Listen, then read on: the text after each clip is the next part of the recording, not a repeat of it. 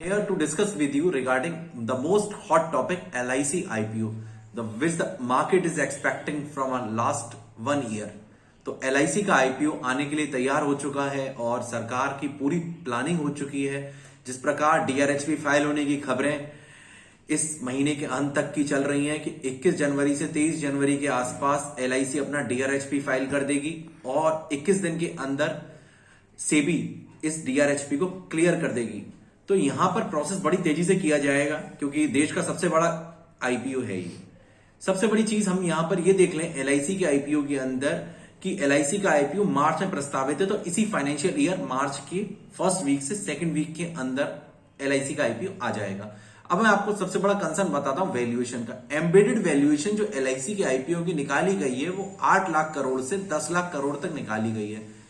जैसा कि भारत सरकार ने प्रस्तावित किया था कि 10% रिजर्वेशन पॉलिसी होल्डरों के लिए रखा जाएगा, बीमा धारकों के लिए, तो देखा जाए तो ये जो 10% रिजर्वेशन है ये अब LIC की पॉलिसी होल्डरों की बात करी जाए तो 20 करोड़ से ज्यादा पॉलिसी होल्डर है, तो ये 10% रिजर्वेशन भी बहुत बड़ा वैल्यू बैठेगी।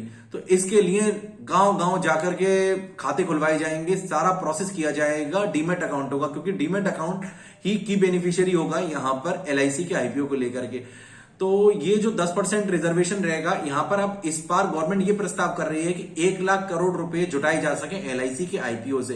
अब 1 लाख करोड़ रुपए जुटाने के लिए सरकार जो LIC का आईपीओ ला रही है उसमें क्या क्या रिटेल का कोटा रहेगा, कितना रहेगा, ये भी देखना होगा। दूसरा मैं आपको सबसे बड़ी खास बात ये बताता हूं कि LIC के आईपीओ के अंदर 2 सब्सिडरीज हैं जो मैंने पॉइंट आउट की रही है जो लिस्टेड है। एक तो IDBI बैंक और एक LIC हाउसिंग फाइनेंस, जिनमें LIC डायरेक्टली प्ले लेता है। अब आपको मैं एक चीज सबसे बड़ी बताता हूं जिसके अंदर LIC का डायरेक्ट कंपटीशन है SBI life insurance, HDFC life insurance के साथ, जो लाइफ इंश्योरेंस बिजनेस में की कंपिटेटिव बनेंगी। सबके इसकी के साथ साथ मार्केट में जिस तरीके से नए लोगों का जुड़ना बनेगा एजेंटों के द्वारा बीमा धारकों तक पहुंचते पहुंचते एक पूरी चेन साइकिल है इकोनॉमी की, जिसके अंदर लोग नए नए खाते खुलवाएंगे। तो यहां पर सबसे ज्यादा की बेनिफिशियरी CDSL रहेगा जो कि लिस्टेड प्ले है, और उसकी होल्डिंग कंपनी BSC। तो ये दोनों भी काफी अट्रैक्टिव रहेंगे और इनमें हलचल बनी रहेगी जब तक LIC का आईपीओ फाइल नहीं होता है। जैसा कि हम जानते हैं CDSL की वेबसाइट से डाटा प्राप्त होता है जो ये कहता है कि आज की तारीख में एक्टिव डीमेट अकाउंट 5.5 करोड़ है और ये संवादित फिगर लगभग 1.25 करोड़ और बढ़ जाएगी।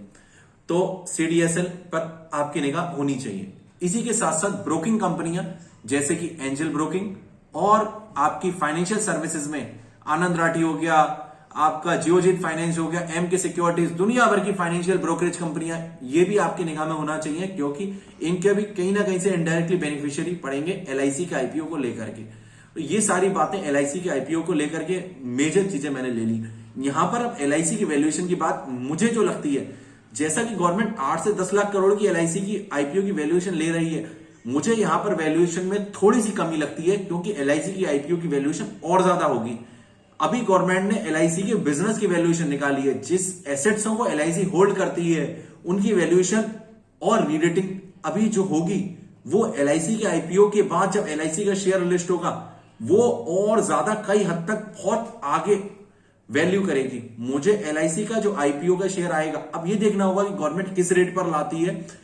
मैं ये एक्सपेक्ट करता हूं कि गवर्नमेंट को इसका शेयर एक इस प्रकार का रखना चाहिए जिस प्रकार से इसकी ना तो ये बहुत ज्यादा महंगा हो और ना ही बहुत ज्यादा सस्ता हो। ये एक मुनासिब रेट होने बहुत जरूरी है जिससे एक पब्लिक को अट्रैक्ट किया जा सके और मार्केट में अच्छा एक मोमेंटम बना सके। क्योंकि हम पूर्व में देख चुके हैं कि अगर ज्यादा हाईली प्राइस रहा तो LIC का आईपीओ ज्यादा नहीं चल पाएगा और अच्छा रिस्पॉन्स नहीं मिलेगा।